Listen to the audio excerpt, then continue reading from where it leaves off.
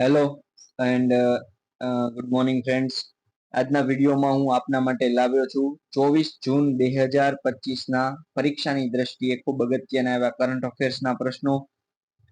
મિત્રો, આપને જણાવી દઉં કે જો આપ ચેનલ ઉપર નવા હોય તો આપણી ચેનલને સબસ્ક્રાઇબ કરજો અને આપણા વિડીયો જો આપને ગમે, આપને મદદરૂપ થતા હોય તો વિડીયોને લાઈક અને આપના મિત્રો સુધી શેર કરજો, જેથી વધુમાં વધુ વિદ્યાર્થીઓ સુધી આપણે પહોંચી શકીએ. તો આજનું સેશન ચાલુ કરીએ મિત્રો. દરિયાઈ જૈવ વિવિધતા અને BBNJ સંધિ પર કેન્દ્રિત ત્રીજી સંયુક્ત રાષ્ટ્ર મહાસાગર પરિષદનું આયોજન કયા દેશે કર્યું છે? તો મિત્રો સાચો જવાબ છે ફ્રાન્સ દ્વારા આયોજન કરવામાં આવ્યું છે. તો ફ્રાન્સે ત્રીજી સંયુક્ત રાષ્ટ્ર મહાસાગર પરિષદનું આયોજન કર્યું છે મિત્રો, જે બાયોડાયવર્સિટી બિયોન્ડ નેશનલ જ્યુરિસ્ડિક્શન સંધિ દ્વારા રાષ્ટ્રીય અધિકાર ક્ષેત્રની બહાર દરિયાઈ જૈવ વિવિધતા સંરક્ષણને આગળ વધારવા પર ધ્યાન કેન્દ્રિત કરે છે. હાઈ સીઝ સંધિ તરીકે પણ ઓળખાય છે આ મિત્રો, જે આંતરરાષ્ટ્રીય પાણીમાં જૈવ વિવિધતાના રક્ષણ માટે મહત્વપૂર્ણ છે, જે સમુદ્ર સપાટીનો લગભગ 2/3 ભાગ ધરાવે છે. ફ્રાન્સ એ 56 દેશોમાંનો એક દેશ છે જેણે સંધિને બહાલી આપી છે. આગળના પ્રશ્ન તરફ વધીએ. કયા દેશની નિયમનકારી સત્તાએ વર્ષમાં 2 વાર HIV નિવારણ ઇન્જેક્શન લેનાકાપાવીરને મંજૂરી આપી છે, જેને યેઝટુગો તરીકે બ્રાન્ડેડ કરવામાં આવે છે? તો સાચો જવાબ છે યુનાઇટેડ સ્ટેટ્સ એટલે કે અમેરિકા દ્વારા મંજૂરી આપવામાં આવેલી છે. મિત્રો, US food and drugs administration A Gilead sciences દ્વારા વિકસિત લાંબા સમયથી કાર્યરત HIV નિવારણ ઇન્જેક્શન લેનાકાપાવીરને મંજૂરી આપી છે મિત્રો. આને યેઝટુગો તરીકે બ્રાન્ડેડ કરવામાં આવે છે અને આ દવા વર્ષમાં ફક્ત 2 વાર આપવામાં આવે છે. અને ફેઝ 3 ક્લિનિકલ ટ્રાયલ્સમાં 99.9% અસરકારક રહી છે મિત્રો. રક્ષક પ્લસ યોજના હેઠળ કઈ બેંકે 26 શહીદ સંરક્ષણ અને અર્ધલશ્કરી કર્મચારીઓના પરિવારને 17.02 કરોડનું વિતરણ કર્યું છે? સાચો જવાબ આવશે પંજાબ નેશનલ બેંક છે જેને રક્ષક પ્લસ યોજના શરૂ કરી છે. અને કોના માટે? તો કે શહીદ સંરક્ષણ અને અર્ધલશ્કરી કર્મચારીના પરિવાર માટે છે મિત્રો. વધુ માહિતી આપણે મેળવીએ તો પંજાબ નેશનલ બેંકે 26 શહીદ સૈનિકો અને અર્ધલશ્કરી કર્મચારીઓના પરિવારને સહાય કરવા માટે તેની રક્ષક પ્લસ યોજના હેઠળ 17.2 કરોડનું વિતરણ કર્યું છે. આ યોજના ફક્ત સંરક્ષણ અને અર્ધલશ્કરી કર્મચારી માટે બનાવવામાં આવી છે, જે આકસ્મિક મૃત્યુ અથવા કાયમી અપંગતા માટે 1 કરોડ અને હવાઈ મુસાફરી દરમિયાન મૃત્યુ માટે 1.5 એટલે કે 1.5 કરોડ જેવા વ્યાપક વીમાના લાભો પ્રદાન કરે છે. આગળના પ્રશ્ન તરફ વધીએ. તાજેતરમાં કયા ભારતીય રાજ્યએ ધાર્મિક લઘુમતીઓ માટે રહેઠાણ કોટા 10% થી વધારીને 15% કર્યો છે? તો સાચો જવાબ આવશે કર્ણાટક રાજ્ય સરકારે કર્યો છે મિત્રો. વધુ માહિતી મેળવીએ તો કર્ણાટક સરકારે ધાર્મિક લઘુમતીઓ માટે રહેઠાણના કોટામાં 5%નો વધારો કરીને 15% કરી આપવામાં આવ્યો છે.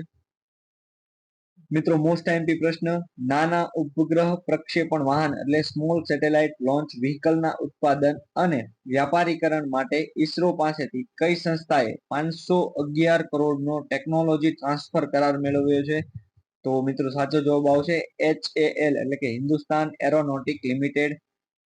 મિત્રો, આ વધુ માહિતી મેળવીએ તો કે હિન્દુસ્તાન એરોનોટિક્સ લિમિટેડ એ સ્મોલ સેટેલાઇટ લોન્ચ વ્હીકલ એટલે કે SSLV ના ઉત્પાદન અને વ્યાપારીકરણ માટે ઈસરો પાસેથી 511 કરોડનો ટ્રાન્સફર ઓફ ટેકનોલોજી સોદો કર્યો છે.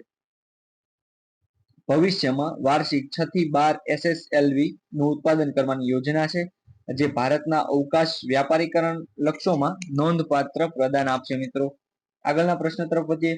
Most IMP world para athletic championship 2025 નું આયોજન કયા દેશમાં થશે? સાચો જવાબ છે ભારતમાં થશે. મિત્રો, આપણે જાણી લઈએ કે વર્લ્ડ પેરા એથ્લેટિક ચેમ્પિયનશિપ 2025 છે, જેના બ્રાન્ડ એમ્બેસેડર તરીકે ભારતીય અભિનેત્રી કંગના રનૌતને નિયુક્ત કરવામાં આવ્યા છે. વિસ્તૃત માહિતી મેળવીએ તો 2025 વર્લ્ડ પેરા એથ્લેટિક ચેમ્પિયનશિપ નું આયોજન ભારતમાં પ્રથમ વખત થશે.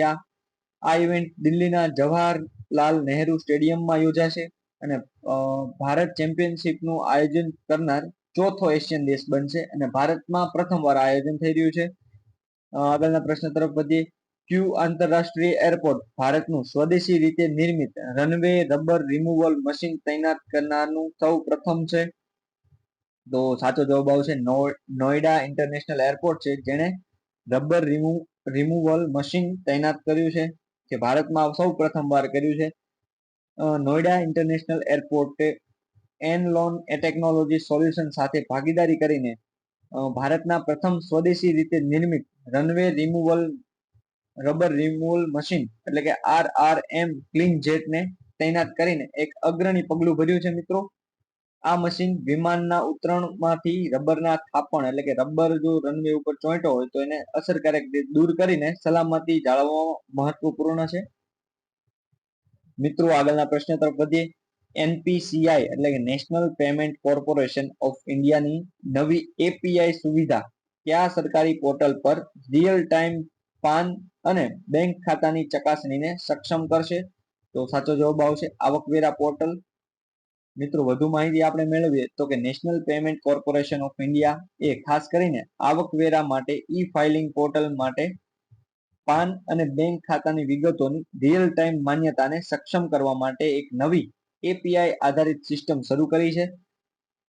આ એકીકરણ ખાતા ધારકોના નામ, સક્રિય અથવા નિષ્ક્રિય સ્થિતિ અને બેંકોની કોર બેન્કિંગ સિસ્ટમ સાથે સીધા પાન લિંકેજની તાત્કાલિક ચકાસણી કરવાની મંજૂરી આપે છે મિત્રો.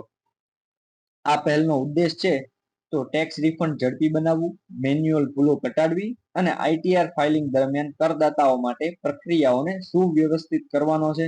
મિત્રો આગળ મિત્રો આ હતા આજના મોસ્ટ આઈએમપી કરંટ અફેર્સ. મિત્રો હું પ્રયત્ન કરું છું કે આપને આ વિડીયો 10 મિનિટ થી અંદરમાં મળી જાય, કેમ કે આપનો સમય બહુ કિંમતી છે. પરીક્ષાની તૈયારી કરતા દરેક વિદ્યાર્થી માટે મિનિટ પણ અગત્યની છે. તો મિત્રો વધુ જણાવું કે આપણા લેક્ચરની PDF જો મેળવવા માંગતા હોય તો તમે આપણે ઇનસાઇટ ઓફ કરંટ જીકે આપણી ટેલિગ્રામ ચેનલ છે તેની ઉપર જોઈન થઈ શકો છો, અથવા આપણી એક WhatsApp ગ્રુપ પણ છે જેમાં જોઈન થઈ શકો છો.